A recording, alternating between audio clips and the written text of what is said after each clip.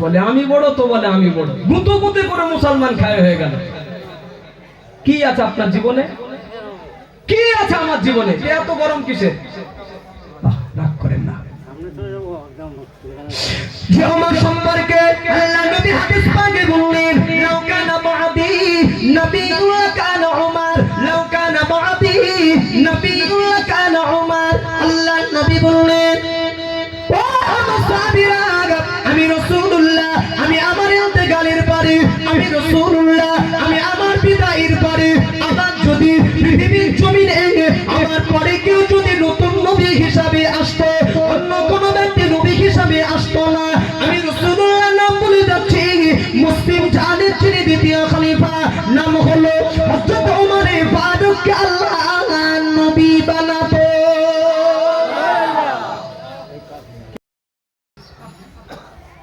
আপনি জায়গায় বসে একটু ভাব ভেবে নেন, আপনি নিজে কটা নেকির মালিক। এ জাতির ভাবার টাইম নেই। বিবেক নামক আদালতে আমিও প্রশ্ন ছুড়ে দিলাম, আমি নিজেও কটা নেকির মালিক। আল্লাহু আকবার। তাতেই তো আমাদের হালাত এই। বলে আমি বড়, তো বলে আমি বড়, গুঁতো গুঁতে করে মুসলমান খায় হয়ে গেল। কি আছে আপনার জীবনে? কি আছে আমার জীবনে? এত গরম কিসের? রাগ করেন না।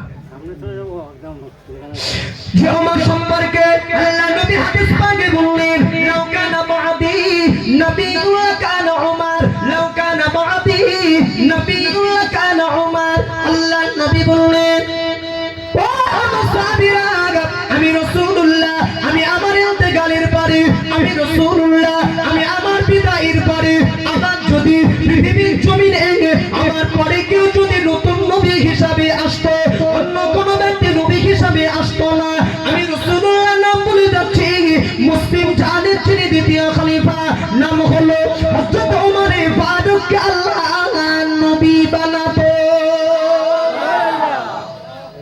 কিন্তু হবে কিছু একটা বোঝাচ্ছি, হবে না, এটাই শেষ কথা। শেষ। নবুয়তের দরওয়াজায় আল্লাহ তো তালা লাগিয়ে দিয়ে, মানে চাবি লাগিয়ে দিয়েছেন, আমার নবী তো শেষ নবী, হবে না, এটাই শেষ কথা।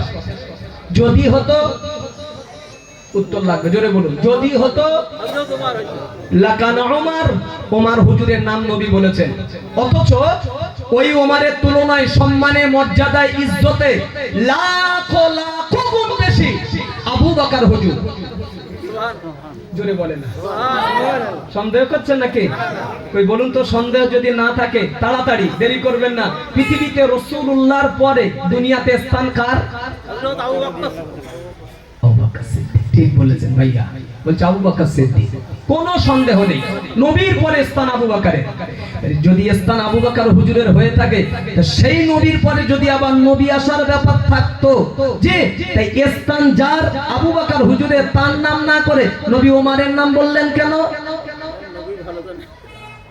কথা বুঝে আসেনি? আরে আবু বকর এক, বাংলা ভাষা বুঝুন, ওমর দুই, এক বাদ দিয়ে নবী দুইয়ের নাম বললেন কেন? হ্যাঁ, অনেক লম্বা কথা, শর্টে মাথায় নিয়ে নিন।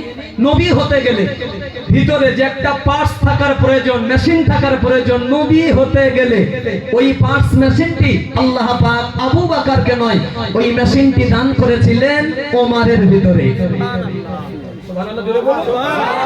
আমি এই বক্তব্যটা কিন্তু এখানে আমি স্টপ করে দিচ্ছি। কেন জানেন? এই